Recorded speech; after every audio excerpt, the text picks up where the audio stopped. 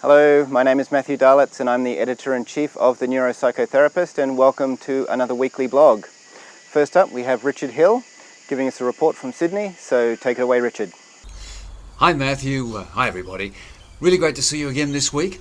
Interesting paper, interesting things going on.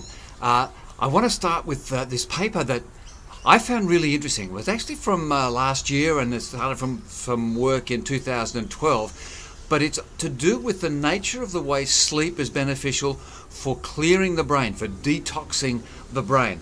Now, the lead author, Lulu Zhi, but building on work by Dr. Maken Nedergaard from 2012. So this is in 2013 Science, the October 18th edition. So that's 342, edition 6156, page 373 to 377.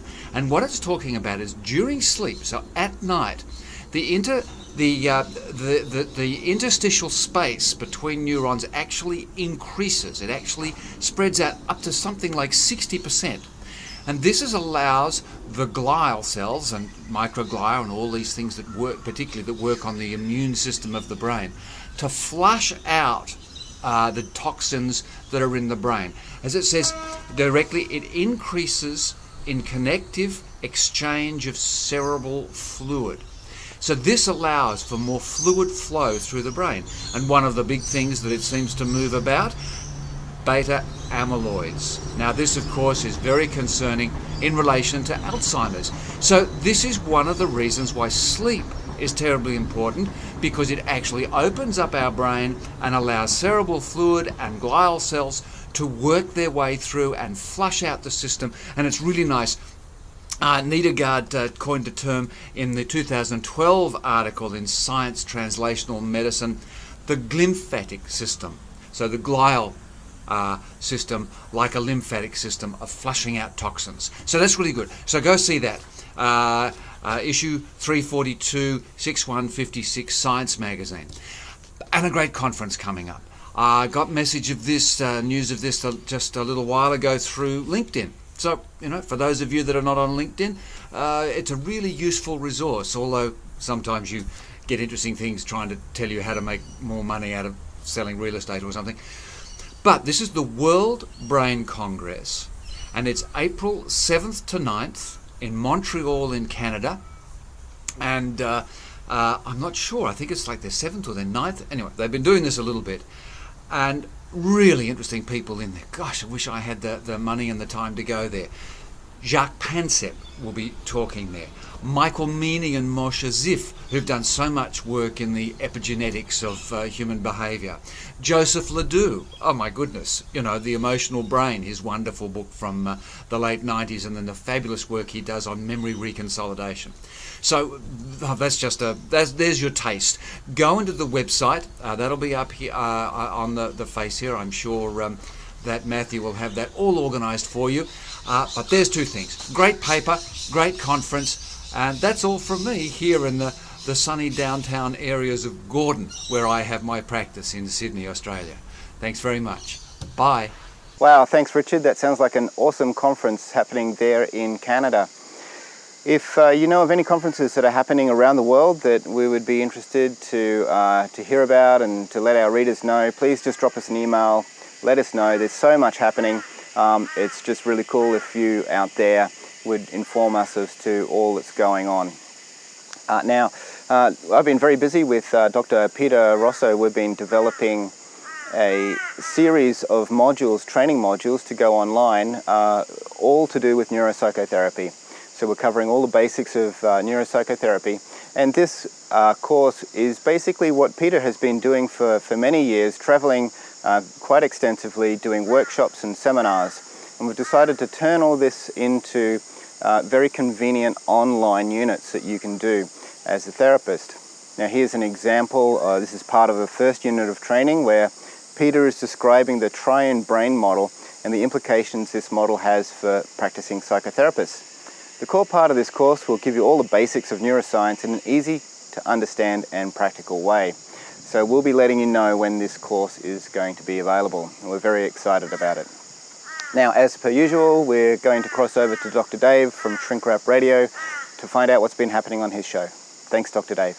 Hello again, Matthew, and all you viewers out there.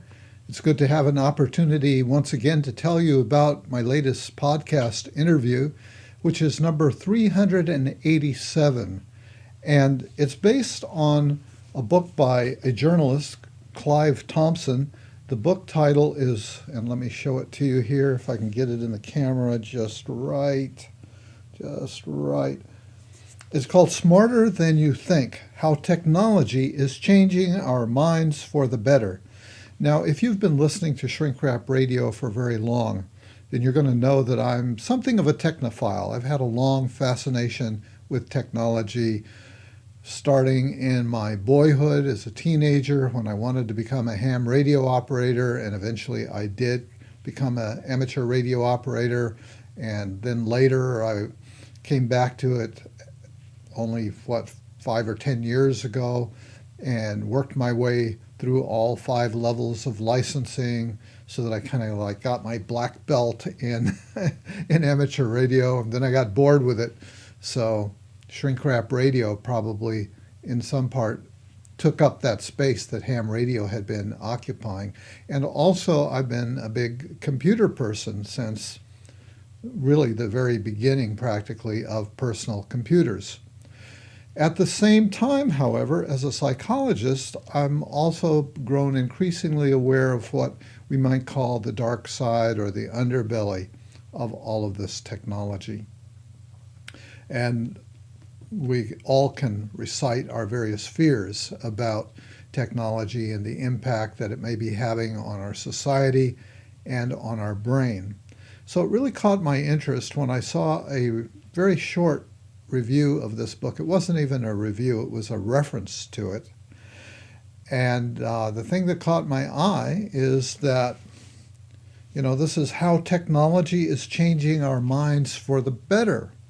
So that's a bit of a contrarian view these days, when so many people are in despair about maybe technology is changing our minds for the worse. Now, every now and then I like to interview a journalist instead of a psychologist, because I think journalists, a really good journalist, brings some kind of additional socio-cultural context that a psychologist might not. And my guest, Clive Thompson, is a really extraordinary journalist. If you've been a reader of Wired magazine or of the New York Times weekly magazine, then you surely will have seen his work there. He's a very passionate journalist, and I would say a very careful one, who has devoted his career to what he calls long-form journalism, that is, feature-length articles in magazines, and devoted to scientific reporting. So this is a book that is chock full of great information. I recommend it strongly to anybody who's interested in this general area that I'm talking about here. And so be sure to check out my podcast number 387, where you will hear me interviewing Clive Thompson for about an hour with a lot of good information, and yet we only scratched the surface of this book. So I recommend the book to you quite highly. So that's my report for this week, and back to you, Matthew. Thanks, Dr. Dave. And that's it again for a very quick weekly report from the neuropsychotherapist. We'll catch you next time.